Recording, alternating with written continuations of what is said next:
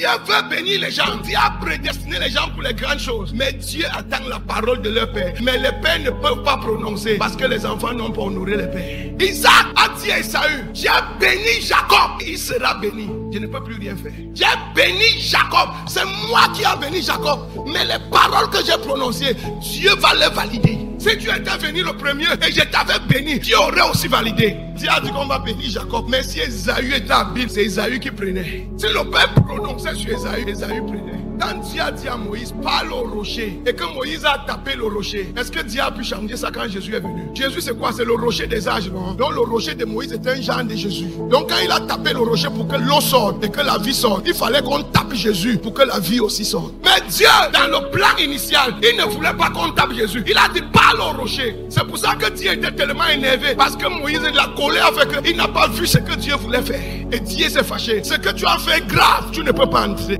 Comment faire pour attraper ou pour attirer la bénédiction? Plusieurs personnes désirent la bénédiction. Plusieurs personnes ont un bon cœur, mais ils ne savent pas quoi faire pour pouvoir l'attraper ou la saisir. Et il y a des clés et des codes pour pouvoir entrer, avoir accès et manifester la bénédiction qui est sur quelqu'un ou qui est sur un père.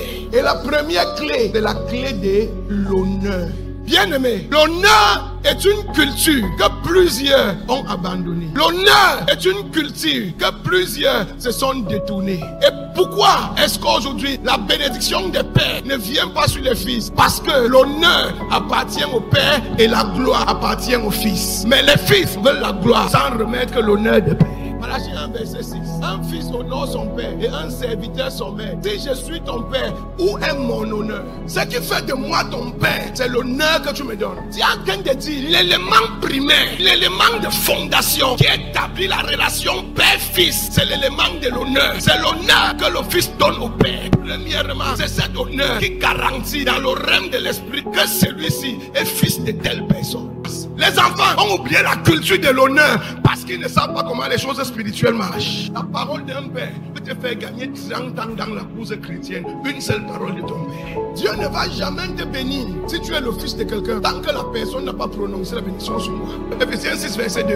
Honore ton père et ta mère. C'est le premier des commandements avec une promesse. Quelle est la promesse? Ton père sera la télécommande de ta vie. La bouche de ton père va devenir le facteur catalyseur de ta destinée. La bouche de ton père va devenir le ressort propulseur de ta destinée. Mais l'honneur est où? Quand ton père parle, même Dieu ne peut pas changer. Si quelqu'un doit changer ce que ton père a dit, il faut un autre homme qui a un manteau plus fort que le manteau de ton père. Dieu ne peut pas. Tant qu'il n'y a pas un homme pour parler comme un autre père. Il a déjà béni Jacob et il sera béni. Il m'a trompé, je l'ai béni. Mais parce que j'ai déjà parlé en tant que son père, le ciel va répondre. Et si la parole de ton père a une telle puissance, si la parole de ton père a une telle autorité devant Dieu, mon frère, et on dit que le prix de cette parole, c'est l'honneur. Tu dois cultiver l'honneur des anciens.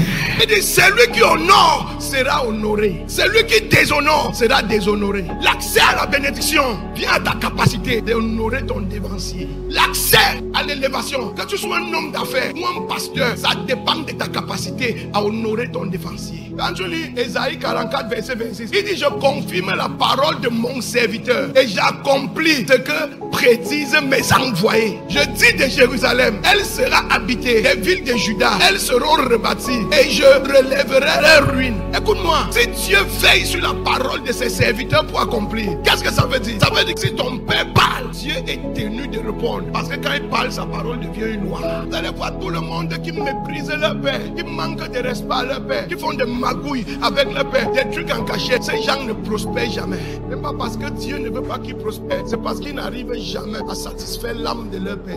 Ce n'est jamais comment on commence, c'est toujours comment on finit. If your father can bless you, you will be blessed. Si ton père peut te bénir, tu seras béni.